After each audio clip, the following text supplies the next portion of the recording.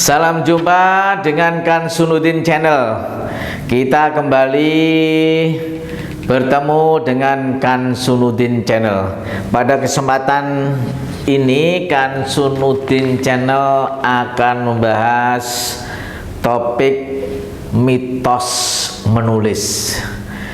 Para pemirsa tentu tidak asing kalau kita mendengar kata menulis. Akan tetapi dalam kaitannya topik hari ini, saya akan membahas tentang mitos menulis. Pada umumnya kalau kita bicara soal mitos, itu selalu dikaitkan dengan cerita rakyat atau folklore, ya. Mitos selalu dikaitkan dengan cerita rakyat, dan mitos itu merupakan cerita prosa rakyat yang menceritakan kisah dengan latar masa lampau atau masa lalu, mengandung penafsiran tentang dunia semesta dan keberadaan makhluk hidup di dalamnya, serta diasumsikan benar-benar terjadi bagi yang mempunyai cerita. Bisa juga dinyatakan bahwa mitos itu suatu cerita tentang suatu hal yang diyakini benar-benar ada, benar-benar terjadi, dan memiliki kekuatan yang dahsyat atau kekuatan yang magis. Dan kekuatan itu sendiri sulit untuk dibuktikan secara nyata. Bahkan mitos itu sering bersifat irasional. Nah, kaitannya dengan mitos menulis bagaimana? Nah, soal mitos menulis ini saya ambilkan dari buku referensi yang sudah saya tulis, yaitu buku Bahasa Indonesia untuk Perguruan Tinggi. Dalam buku ini di bagian terakhir membicarakan tentang mitos menulis. Jadi sesuatu yang diyakini berkaitan dengan menulis. Apa saja yang berkaitan dengan mitos menulis? Sebelum saya membicarakan tentang mitos-mitos menulis, saya ingin menjelaskan dulu pengertian tentang menulis. Menulis merupakan proses kreatif menuangkan, menyurahkan, mengungkapkan ide, gagasan, pikiran, dan perasaan tentang subjek tertentu dengan cara tertentu pula kepada pembaca melalui media tulis sebagai bentuk komunikasi secara tidak langsung. Nah, sekarang apa saja yang kaitan dengan mitos menulis? Pertama, mitos menulis, orang sering menyatakan bahwa menulis itu mudah. Teori menulis mudah untuk dikatakan, mudah untuk dihafalkan. Akan tetapi perlu pemirsa ketahui bahwa menulis bukan sekadar teori, akan tetapi keterampilan yang mengandung unsur seni. Harus berlatih dan mencoba berulang kali memilih dan menentukan topik, tujuan, membaca, menggali informasi, menyusun kerangka tulisan atau sering kita sebut dengan outline suatu tulisan, menata dan menuangkan ide secara runtut dan tuntas dalam kemasan bahasa yang bisa dipahami oleh pembaca. Nah, inilah mitos pertama, bahwa menulis itu mudah. Sering orang mengatakan begitu kalau sebatas berteori. Akan tetapi kalau sudah sampai ke tataran implementasi, nah inilah akan menjadi tantangan, kesulitan tersendiri. Itulah mitos menulis pertama. Mitos kedua adalah menggunakan unsur mekanik.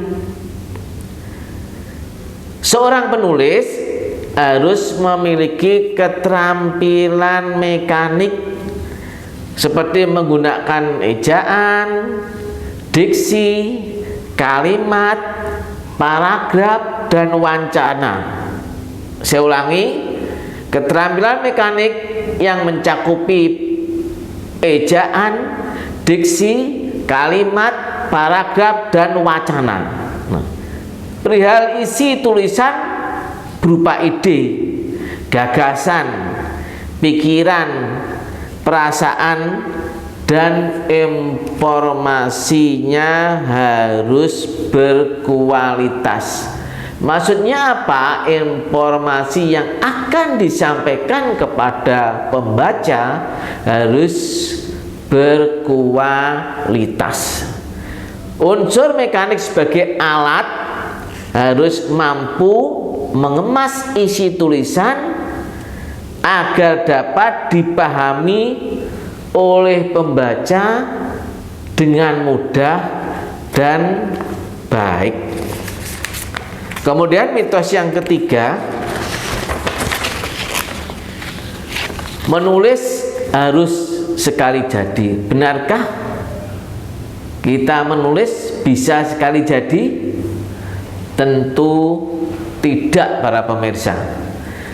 Berkali-kali menulis dan mengoreksi. Jadi sekali lagi, seorang penulis berkali-kali menulis dan berkali-kali juga melakukan koreksi, ya. Oleh karena itu, pernyataan menulis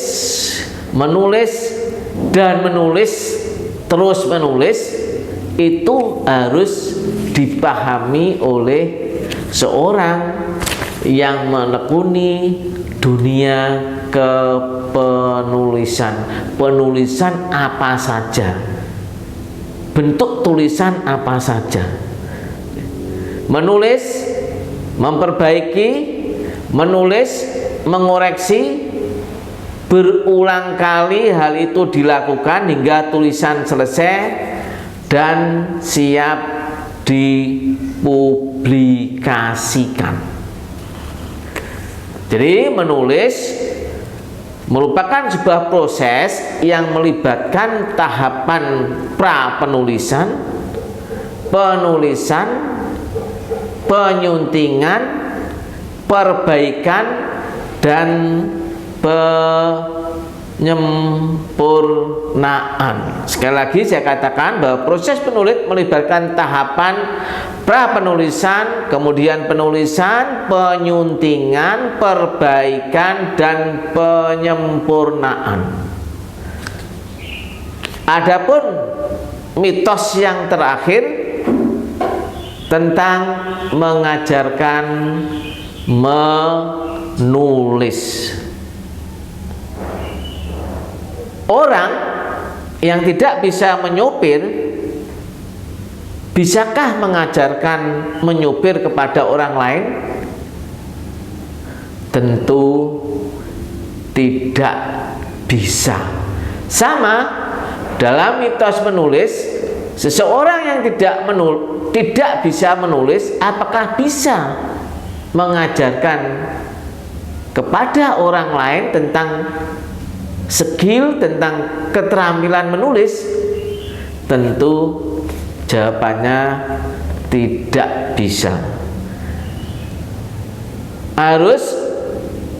Jadi seseorang yang mengajarkan menulis kepada orang lain harus memiliki pengalaman dan keterampilan menulis. Jadi sekali lagi, seseorang yang mengajarkan menulis kepada orang lain harus memiliki pengalaman dan keterampilan menulis. Ia harus mampu menunjukkan kepada orang lain tentang keasikan, manfaat, dan nikmatnya menulis. Ia harus mampu mendemonstrasikan apa dan bagaimana menulis itu. Ia harus dapat menjelaskan dan menguraikan pengalaman dalam proses menulis, dan dia harus mampu mentransformasikan kompetensi proses menulis kepada orang lain, bagi dosen kepada mahasiswanya, bagi guru kepada siswanya. Nah, 4 mitos menulis ini sangat penting untuk dipahami, dicermati, direnungkan, dan diimplementasikan bagi guru, bagi dosen, atau bagi praktisi yang ingin mengajarkan keterampilan menulis kepada orang lain. Begitu bahasan pada kali ini tentang mitos menulis. Sampai jumpa dengan Kansunuddin Channel pada topik bahasan yang lain. Terima kasih.